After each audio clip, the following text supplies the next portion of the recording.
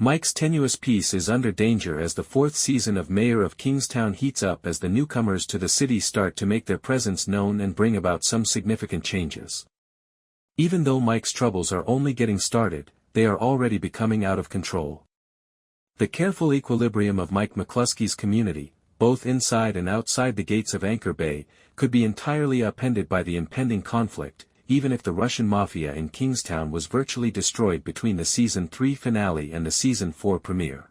The second episode of Mayor of Kingstown Season 4 begins with a horrific violent scenario that occurs in SEC at Anchor Bay, where Kyle is being kept at the moment. Guards arrive to try to calm down one of the other inmates who started acting strangely and creating a commotion. However, he savagely stabs himself in the neck after repeatedly hitting his head against the bars of his cell until he bleeds, indicating that another incident occurs during the first few days of Warden Nina Hobbs' takeover. Both Cindy Stevens, who recently became a qualified guard and started working at the prison, and Kyle witnessed their first horrible death while in lockup. We learn more about the character Lenny James is portraying after the opening titles have rolled.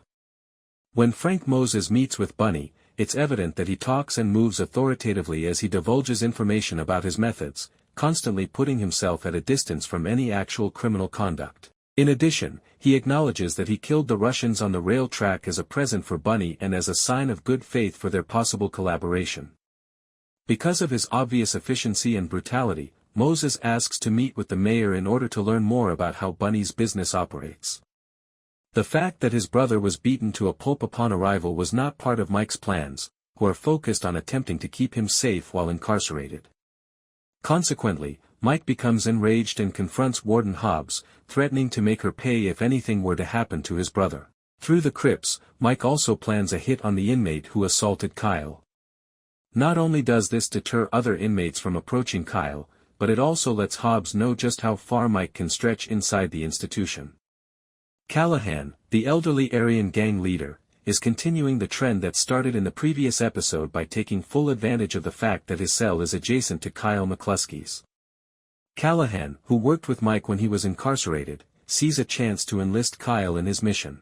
Naturally, this is not in line with Kyle's character, but he has a great desire to be tough and independent like his brother, which may cause him to succumb to Callahan's temptations and change while inside.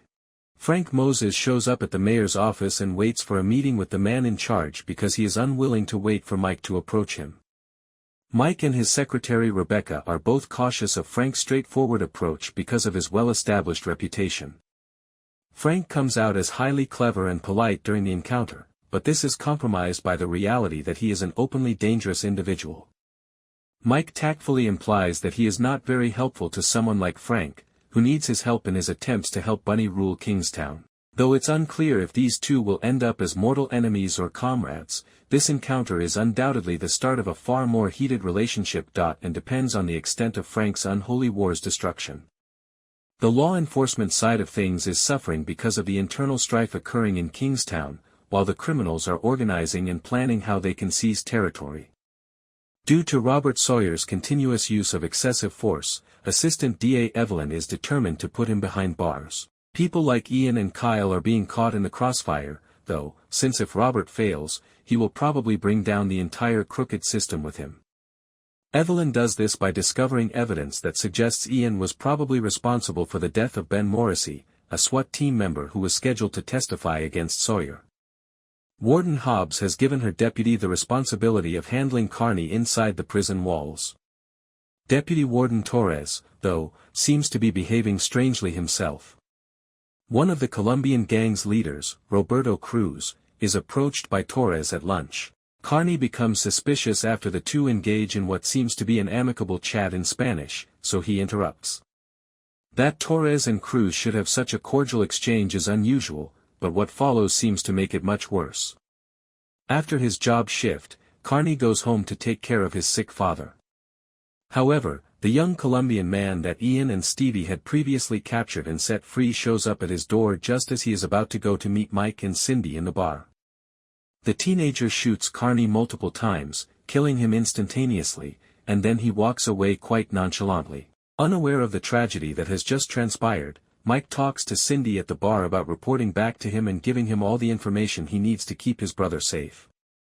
The episode's surprising conclusion implies that Mike and his inner circle are the Colombians' target because it appears like a careless overreaction on the part of the gang to kill Carney for being a little harsh with Cruz during lunch. It might also imply that Torres has some risky associates. If this is true, the prison, rather than the inmates, seems to pose the greatest threat to Kingstown. All of these secrets will soon come to light, and the mayor of Kingstown is expected to continue to heat up throughout the season.